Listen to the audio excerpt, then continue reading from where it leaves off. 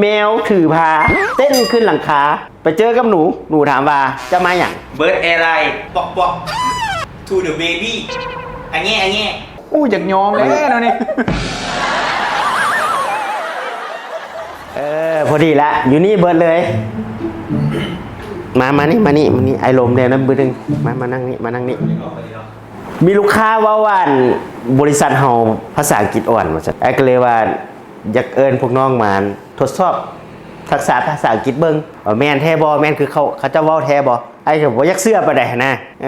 ส่วนหลักเขามักใส่เรื่องนะใส่ความบริษัทเฮานะโอ้อย่าไปเชื่อเขาไอ้น้อยเขาสุดยอดแล้วภาษาอังกฤษน่ะเกิดมาก็ยังเว้าภาษาอังกฤษเลยเฮานี่น่ะ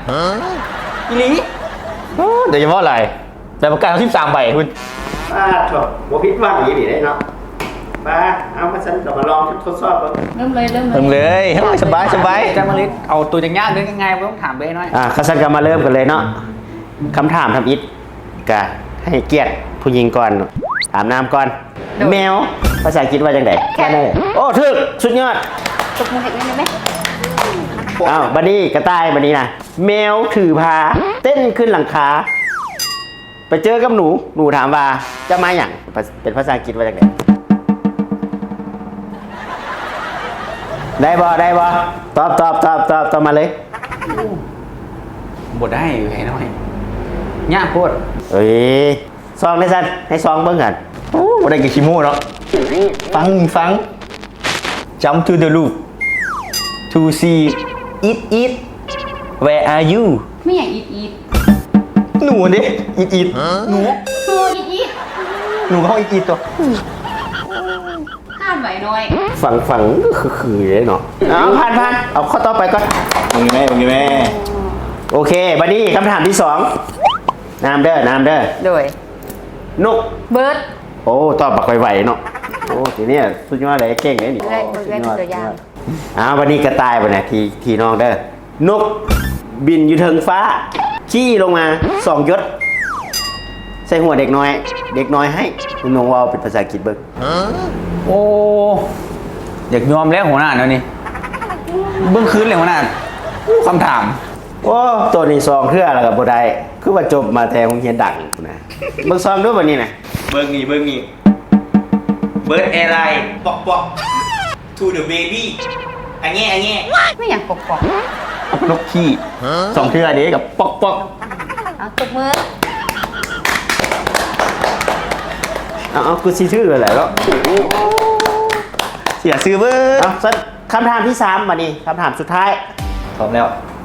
วันนี้น้ำเด้อโดยป๋าฟิตโอ้โถไหวก่อนเสียงอีกเลยละลายเว้ยวันนี้ก็ตายเด้อป๋า2 ตัวลอยจากมหาสมุทรแอตแลนติก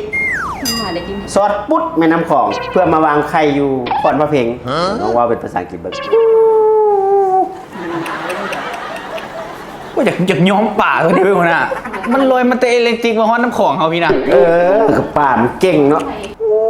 อยากย้อมแล้วเนาะนี่แต่ว่าตอบบ่ได้เป็นบ่ว่าบ่ได้อีหลีมืดตึบเอาซอจัดการมันดูวันนี้นะบ่ยากเลยน้อยเบิ่งเด้อชื่อที่สมองไว้ Two fish swimming from Atlantic to แม่ของ River for 8คอนพะเพงเพื่อสิได้ก็ไม่เห็นอยู่หรอตบมือไอ้ว่านป่าตัวนี้มันมากันยากอยู่แล้วถึงว่ายากตัวยังตอบได้เนาะเขาบอกแล้วใบประกาศ13ใบเชื่อใจเขาด้วยโอ้คนอื่นนี่ก็โอเคเนาะพันมาดิตอบคำถามก็ถือว่าได้ดีมีแต่กระต่ายเด้อตัวเอาคักๆเดี๋ยวต้องพยายามตื้มเลยอื่นไอ้น้อยคำถามที่ไอ้น้อยถามมานี่ไอ้น้อยกระเป๋ได้อยู่อ่ะโอ้กระจักแล้วไอ้กระถามไปซะแล้วไอ้บุ้งกันแล้วโอ้ย